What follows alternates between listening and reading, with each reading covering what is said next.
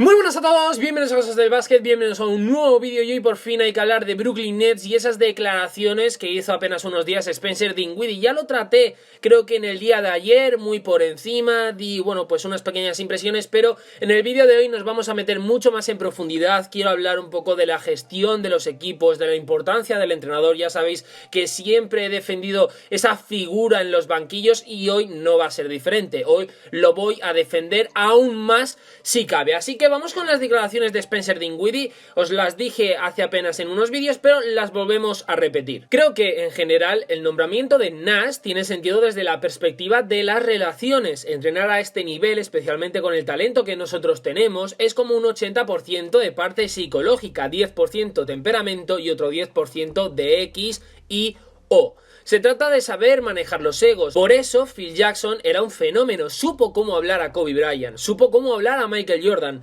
Nash fue uno de los mejores jugadores de siempre y es amigo de las estrellas del equipo y del general manager. Tiene sentido más allá del hecho de que no tenga experiencia entrenando. Bien, cuando yo leo estas declaraciones y di, bueno, pues mi pequeña impresión acerca de todo esto, la situación de Brooklyn, y cada vez que hablo de este equipo, de esta franquicia en concreto, yo no me refiero y tampoco quiero confirmar, porque no es lo que pienso, que el manejo de los egos no es importante, que saber llevar a los jugadores de una plantilla, sobre todo a las estrellas, no es importante. Claro que lo es, obviamente es fundamental para tener una buena sintonía en el equipo, en una franquicia y llevar a un proyecto de cara al anillo, ganar el título, que al fin y al cabo es el objetivo de todos los equipos que componen la NBA. Pasa en Lakers, pasa en Clippers, pasa en absolutamente todos los lados, pero no es lo absolutamente único importante. O sea, no es la parte de vital importancia. ¿Es una de las partes? Sí, pero no es todo. O sea, no todo depende de manejar los egos y ya está. Y aquí os traigo unas declaraciones que hace tiempo ya critiqué de Mike D'Antoni y que el paso del tiempo me ha dado la razón con, bueno, pues los Houston Rockets, el proyecto, el Small Ball, etcétera, etcétera. Que sepáis que de Houston Rockets vamos a hablar mañana, aprovechando que esta noche no se juegan partidos, vamos a hablar mañana de Houston Rockets y al final todo lo que ha sucedido, el traspaso Chris Paul, Russell Westbrook, etcétera, etcétera. Pero volviendo al tema de declaraciones, cuando Chris Paul es traspasado de Houston a Oklahoma a cambio de Westbrook, yo este movimiento lo critiqué porque creía que realmente un base como Chris Paul le iba a ofrecer más a un esquema como el de Rockets que Russell Westbrook. Y en ese momento Mike D'Antoni, por aquel entonces entrenador de Houston Rockets, saltó con estas declaraciones: si las superestrellas quieren jugar juntas, harán que funcione. Para poder ganar un título en estos momentos tienes que reunir superestrellas, y si son 2, 3 o más, pues mejor. Luego se genera la química, porque todos tienen dominio sobre el balón. Si eres una superestrella, seguro que has sido el jugador principal de tu equipo. Ahora tienes que hacer que el nuevo orden funcione. A veces es difícil de manejar por las personalidades o solo funciona por un tiempo. Si se da el caso de que no están en la misma página al 100%, la organización debe mirar qué es mejor. Aquí Mike D'Antoni hace referencia clara a el manejo de egos, de los jugadores, sobre todo estrellas, Westbrook en este caso, James Harden también, pero también habla y afirma que el hecho de juntar a las superestrellas de la liga, es decir, Westbrook, Harden por ejemplo, si ellos quieren jugar, es decir, si ponen intención de llevarse bien, ya las cosas van a salir por sí solas, y no es así. O sea, el problema por ejemplo de Brooklyn Nets es el hecho no de que lo hagan, sino de que realmente piensen y se crean que el camino que están llevando ahora mismo, por el que están optando, es el mejor, es el correcto, es el idóneo. Ese es el gran problema de Brooklyn Nets. Pensar que si pones un entrenador y lo único que debe hacer es gestionar los egos y por ahí vas a ir bien, el hecho de pensar simplemente eso es lo que lleva a un fracaso posterior. Y eso es preocupante, que jugadores como Dinwiddie, Caris LeVert sobre todo, lo piensen. Y es preocupante sobre todo porque lo hemos visto el año pasado con Kenny Atkinson, que es un entrenador que apuesta por la meritocracia, es decir, te pongo como titular dependiendo de los méritos que tú hagas. Dinwiddie no tuvo un problema con él, ninguno. Caris LeVert tampoco. Estuvo D'Angelo Russell y ya veis la imagen que dieron los Brooklyn Nets. Buen juego, buenos resultados para la plantilla que tenían. Fueron una de las grandes sorpresas de la temporada. Fue a las mil maravillas todo. Kenny Atkinson trabajaba plácidamente, llevaba bien a los jugadores, el aspecto táctico funcionaba. Ha sido llegar Kevin Durant, DeAndre Jordan y Kyrie Irving se han hecho con el poder del equipo, han echado a Kenny Atkinson por, bueno, pues al final que no les gustaba el tema de la meritocracia, han infectado a Spencer Dinwiddie, a jugadores como Caris LeVert, etcétera, etcétera, con esa idea, porque Dinwiddie con estas declaraciones lo demuestra, y al final se han vuelto como ellos. Y veo que muchos me ponéis, por ejemplo, en comentarios, cuando hablo de Brooklyn, etcétera, me ponéis, no, es que ya verás el año que viene porque Kevin Durant va a estar bien, o como esté bien con Kyrie Irving, se van a salir, van a ir a por el anillo. Que no todo es el talento. ¿Cuántos jugadores hay con un enorme talento que han acabado por destrozarse sus propias carreras? Es que hay que tener en cuenta una cosa, vamos a ver, aquí hay que tener en cuenta que los jugadores por naturaleza, pero es que es así, no lo digo como un punto negativo, es que es inevitable, son egoístas, muchos, la gran mayoría, van a pensar en ellos mismos. Casos contados hay que no, pero la gran mayoría. Hay que tener en cuenta, y quiero que penséis que, por ejemplo, Zion Williamson tiene 20 años, está cobrando millones ya, millones. Vosotros sabéis lo que es, para un chico de 20 años, que vea que tiene el mundo a sus pies, es multimillonario, se le va a acercar muchas chicas, se les va a acercar a Zion y a muchos jugadores que llegan a la NBA y que de momento ya también están en la NBA, se les va a acercar mucha gente por puro interés. Lo hemos visto en el documental de Dennis Rodman, el propio Rodman lo confirma. Hubo mucha gente que se le acercó por interés, él mismo lo dice, y él se gastaba el dinero porque le daba igual, él lo único que quería estar acompañado, pero él confirma que hay gente que se te acerca porque tienes dinero y porque lo único que les importa es tu cuenta corriente, simple y llanamente que eso. Entonces, en jugadores de 20, 25, incluso 30 años, ahora mismo los jugadores de la NBA, la gran mayoría, viven en una burbuja, y no me refiero a la de Orlando, sino viven en su burbuja, cobran mucha pasta, tienen fama, tienen notoriedad, se les acerca popularidad al fin y al cabo porque se les acerca mucha gente, se ven como los líderes, las piezas, los protagonistas de una novela que se llama NBA. Y esto, por ejemplo, lo podemos ver en otras declaraciones recientes que ha hecho Kevin Durant acerca de por qué no firmó por los New York Knicks, sobre todo cuando dice la frase: alrededor de febrero de 2019 estaba pensando que no quería ser el salvador de los Knicks o de Nueva York. No quería ser el salvador de los Knicks. Aquí veis claramente que Kevin Durant se da a él mismo una importancia, una relevancia a su figura. Aquí demuestra que los jugadores se sienten protagonistas y lo podemos ver en infinidad de casos, como Kevin Durant y como otros muchos. Y la realidad de todo esto es que las franquicias al final se quedan siempre, cambiará de ciudad. Los Nets se llamaban New Jersey, ahora Brooklyn, lo mismo se llama Seattle Nets en los próximos años, no se sabe, pero los Nets van a existir. Los jugadores al final cambian de equipo, se retiran, vuelven a fichar por otros conjuntos. Fijaos al final qué ha pasado. Kyrie Irving cuánto ha estado en Boston Celtics y al final ha terminado marchándose a los Nets y decía que se iba a quedar toda la vida. Repito, esto no es una crítica a los jugadores, yo a los jugadores les entiendo, es muy difícil llevar mentalmente, psicológicamente todo lo que viven desde que se convierten en jugadores de la NBA, porque son experiencias nuevas, muy fuertes, muy intensas. Entonces hay que entender eso, pero desde el punto de vista de gestión por parte de una franquicia hay que tener en cuenta también esto. Hay que tener en cuenta que no puedes ceder el poder completo de la gestión de un equipo a los jugadores que componen tu plantilla, porque a lo mejor llega un día y el jugador estrella de tu equipo le da el ramalazo y dice: pues me voy porque estoy cansado de estar aquí, no me gusta la ciudad. Que ya ha habido casos en los que, bueno, pues al final se han levantado y han dicho: no me gusta el clima, no me gusta la ciudad, me quiero ir, y se van y te dejan, dicho vulgarmente, con el culo al aire. Y es así, y el problema de Brooklyn es que están cediendo el poder a los jugadores. Cuando yo hablé de Steve Nash y, bueno, pues cómo lo iba a hacer, yo pensaba y quiero seguir pensando que Steve Nash va a ser un entrenador que no sabemos cómo lo va a hacer, pero creo que va a, bueno, pues a apostar por la táctica. Creo que va a ser un entrenador, pues tipo D'Antoni, a lo mejor, no sé, pero que va a ser táctico, no va a ser un gestor como Tyronn Lue. Eso es lo que más me preocupa. Como Steve Nash sea un gestor, se convierta en amigo de los jugadores y, por ejemplo, imaginaros, Jarrett Allen llegue esté en un mejor estado de forma que DeAndre Jordan, pero DeAndre Jordan sea el titular simplemente porque se llame DeAndre Jordan, a mí Steve Nash me va a decepcionar, porque por encima de cualquier nombre, de quien sea, está el rendimiento colectivo. Y os voy a decir mucho más. Cuando hablo de las situaciones, la forma de vida que, bueno, pues adoptan los jugadores desde que están en la liga, la fama, la popularidad, etcétera, los entrenadores son clave, sí, por la gestión de egos, pero son clave porque muchas veces se convierten en los padres de los jugadores,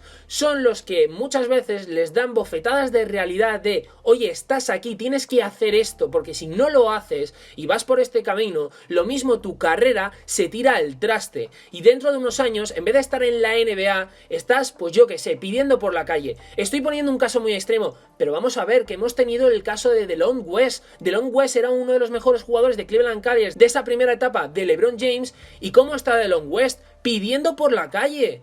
Que es que hay que tener muy en cuenta todo esto. Y esto podemos volver otra vez al ejemplo de Dennis Rodman. Pongo el de Dennis Rodman, pero el que sea. Por ejemplo, la relación que tenía Dennis Rodman con Chuck Daly, el entrenador en aquel momento de los Detroit Pistons, de los Bad Boys, era casi de padre e hijo. Y lo podemos destacar en este caso y en otros muchos, porque al final el entrenador es mucho más que un gestor, es táctico. A veces ejerce de padre deportivo de sus deportistas, porque muchas veces, es lo que digo, es la figura que tiene que luchar día a día con los jugadores, decirle, oye, tienes que ir por aquí, porque al final es el que ve las cosas desde fuera, pero ya no en el partido, sino en el día a día, y en el partido mucho más. O sea, por ejemplo, Frank Vogel, ¿vosotros creéis que los Lakers, si Frank Vogel fuese solo gestor, hubiera metido a Horton Tucker contra los Houston Rockets? ¿Hubiera puesto a Anthony Davis de 5?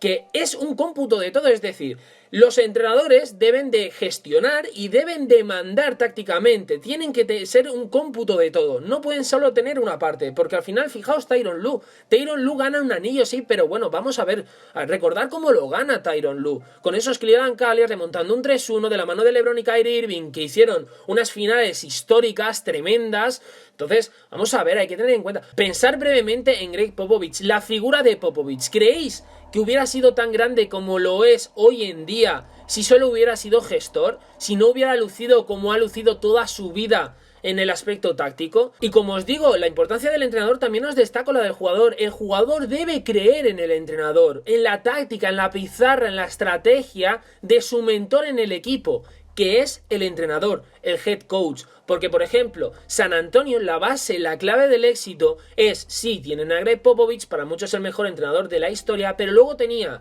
a un Tony Parker, a un Manu Ginobili, a un, por ejemplo, Tim Duncan, que eran aplicados, que obedecían al entrenador, que creían en él y en sus directrices, y porque sabían que si le hacían caso a la larga y a plazos cortos también, iban a llegar al éxito, gracias a Popovich. Entonces es una mezcla de todo, porque claro, si fichas a un entrenador que te dice, haz esto, y el jugador dice, pues no quiero, porque yo quiero hacer esto otro, y al final no se llega a un entendimiento, lo que provocas es un fracaso. ¿Por qué, por ejemplo, yo hablé bien de Vogel, de Anthony Davis y tal? Anthony Davis no quiere jugar de 5, no le gusta, él siempre ha dicho que a él le gusta jugar de 4, de ala pivot, que es su posición. Pero claro, en esas declaraciones también Anthony Davis dice, si tengo que jugar de 5 y el entrenador me lo pide, yo voy a jugar. Frank Vogel ha visto que contra Houston Rockets es mucho mejor que Anthony Davis jugara de pivot, y Anthony Davis ha acatado la orden, ha creído en el entrenador y ha jugado de pivot, sin malas caras, sin protesta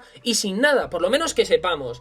Y lo ha hecho muy bien, y ha sido clave, ha sido relevante, ha podido aportar, y encima ha sido beneficioso para el esquema de Frank Vogel. Por otra parte, Dwight Howard, Jamal McGee podrían estar con caras serias, sobre todo porque no han jugado prácticamente ni un solo minuto de estas series, pensando mucho más en Dwight Howard, porque Jamal McGee en los primeros encuentros tuvo por lo menos 8 minutos, pero Dwight Howard nada.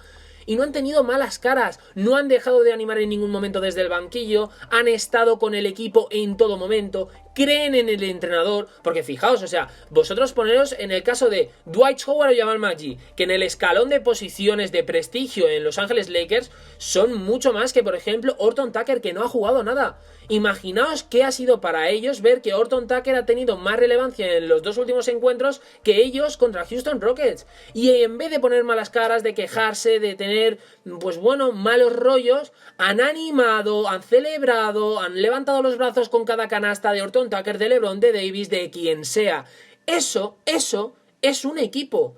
Un equipo llevado por un buen entrenador que no solo es gestor, sino que es táctico, sino que es, como digo, a veces la figura paterna, de dar confianza, es el encargado del entrenador de dar confianza a sus jugadores, de hacer que crean en ellos mismos en los momentos difíciles, de hacer que no se suban a las nubes en los momentos fáciles. Cuando les sale todo, obviamente la moral está por las nubes y se pueden creer algo que no son, y ahí está el entrenador para cogerle de los pies y otra vez en el suelo. Además, otra cosa que se me olvidaba, el entrenador también es el encargado de que haya química, de establecer las mejores rotaciones para que el equipo coja química, coja un buen entendimiento, se desgasten mucho menos, corregir los fallos que ocurren durante los partidos, porque repito, él es el que lo ve desde fuera, los jugadores están jugando, los jugadores lo ven desde dentro, pueden ver ciertas cosas que el entrenador no, pero el entrenador puede ver ciertas cosas que los jugadores no ven. Como digo, me parece muy preocupante, ya volviendo con Brooklyn Nets, que Spencer Dinwiddie diga que Phil Jackson era un fenómeno porque sabía cómo hablar a Kobe Bryant o a Michael Jordan.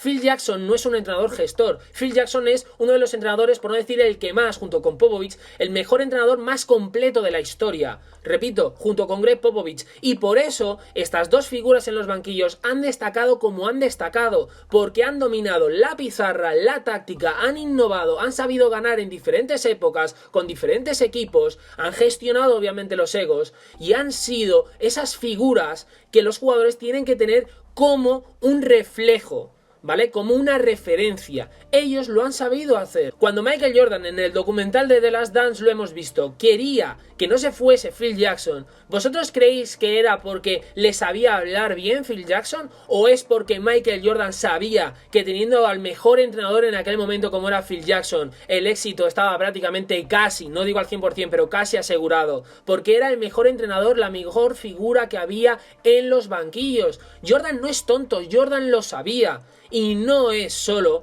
porque sepa hablar, porque tenga una buena psicología, repito, es importante, pero no es lo único, con eso no se va a ningún lado. Con las ideas de Mike D'Antoni de aquí juntamos a dos superestrellas y si ellos dos quieren jugar, o tres, y les apetece, bueno, pues jugar juntos y etcétera, pues va a funcionar todo. Que no va así, que esto no es el 2K, no es el FIFA, que fichas aquí X jugadores, los juntas y ala, todo risas de colores, éxito asegurados y 20 anillos. No es así, no es así, que lo estamos viendo. Los Clippers con mejor equipo les está costando barbaridades eliminar a Denver Nuggets, que es un equipo muy inferior a ellos. Esa es la realidad, mucho más joven, más inexpertos y menos equipo en cuanto a nombres, en cuanto a plantilla. Morris tiene más experiencia que Jamal Murray, por ejemplo Kawhi Leonard, mucho más, por ejemplo Paul George, Patrick Beverley, tienen más experiencia. Los Nuggets con un equipo inferior a Los Ángeles Clippers, por el momento, yo creo que los Clippers van a terminar eliminando a Denver, pero por el momento les han remontado 2 partidos y les han empatado las series con peor equipo. Detroit Pistons en 2004 ganó el anillo contra Kobe Bryant, Karl Malone, Gary Payton, Shaquille O'Neal. 4 estrellas. ¿Querían jugar juntos? ¿No querían ganar un anillo? Porque eso es una absurdez decir que no querían ganar un anillo. Querían ganar un anillo, querían jugar juntos. Hubo malos rollos al final, pero querían ganar un anillo. No funcionaron, porque no todo es tener superestrellas. Lo importante es saber hacer bien las cosas. Tener una buena sintonía en el equipo, una buena química, un buen entendimiento, como digo. Tener pizarra, tener estrategia, porque es que encima esos Lakers tenían a Phil Jackson. Entonces, como digo, al final en un equipo no solo basta con gestionar a las estrellas psicológicamente, llevarte bien, etcétera, etcétera, porque voy a decir más. ¿Están contentos Brooklyn Nets con Steve Nash? Sí. ¿Qué es lo que quiere Brooklyn Nets, los jugadores de Brooklyn Nets? Tener ahí a un monigote, tener ahí a una figura que veremos a ver, que a lo mejor Steve Nash no lo es, pero querían tener o quieren tener, según las declaraciones lo que demuestran, es tener a un monigote, ¿vale? Ahí en el banquillo, y que les dore la píldora y que les deje hacer lo que ellos quieran, porque como ellos son los protagonistas de la historia, ellos deben de decidir qué es lo que traer al equipo, qué es lo que tiene que salir del equipo y qué es lo que se debe hacer en la franquicia. Eso es lo que quieren estos jugadores y eso es lo que veo mal. que piensen que ese camino es el correcto. De verdad, lo vuelvo a decir, creo que es algo que es una realidad. Hay muchísimos casos. Michael Beasley tenía un enorme talento. ¿Y dónde está Michael Beasley? No solo se vive del talento, no solo se vive con tienes talento y quieres jugar con este, pues vas a jugar, porque el talento lo hace todo. Que esto no es la fórmula mágica, hay muchas cosas. Ganar un anillo es algo súper complicado.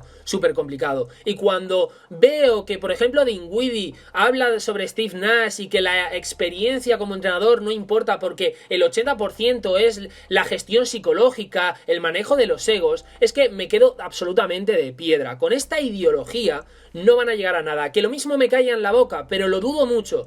Houston, ya sabéis, los que llevéis bastante tiempo aquí en el canal, les llevo criticando por su gestión ¿cuánto tiempo? ¿Cómo ha acabado Houston Rockets? Con D'Antoni fuera, buscando excusas, buscando problemas que realmente no son los auténticos. Chris Paul en su momento, Carmelo Anthony, luego Clint Capela. A Chris Paul le cambias por Russell Westbrook y ahora empeoras el equipo. Ahora D'Antoni ha salido. Vamos a ver lo que hace Daryl Morey. Entonces, quiero destacar esto porque realmente el tiempo al final es el que pone a todos en su sitio. Y veremos a ver qué pasa con Brooklyn Nets. Pero yo no tengo ningún temor en afirmar lo que he dicho y reafirmarme en mi idea. Brooklyn Nets con esta idea no va a hacer absolutamente nada. Sobre todo con equipos que tienen la mentalidad que yo defiendo. Como por ejemplo Miami Heat o por ejemplo Boston Celtics. Ya os aseguro yo que como Miami siga en la dinámica en la que está ahora mismo, o Boston Celtics el año que viene, y se encuentren con los todopoderosos Brooklyn Nets de Kevin Durant y Kyrie Irving, se van a cepillar a los Nets. Dicho esto, espero que os haya gustado el vídeo. Si os ha gustado, darle like, suscribiros. Sé que mi opinión puede ser bastante polémica, controvertida. Sé que muchos vais a opinar lo mismo que yo y otros muchos lo contrario, absolutamente lo contrario. Pero bueno, independientemente de la opinión que tengáis, ponérmelo por aquí abajo. Si opináis lo mismo, genial. Si opináis lo contrario, podemos tener un debate. Y nada más, esto al final es mi opinión, mi idea de cómo entiendo yo el baloncesto y la gestión de las franquicias, el deporte en general, porque esto se puede aplicar al fútbol americano. Hay muchísimos ejemplos, pero como digo, al final así yo entiendo el deporte. No sé cómo lo veréis vosotros, ni cómo entendéis las gestiones de los equipos. Ponérmelo todo por aquí abajo y os espero en próximos vídeos aquí en Cosas del Básquet. Adiós.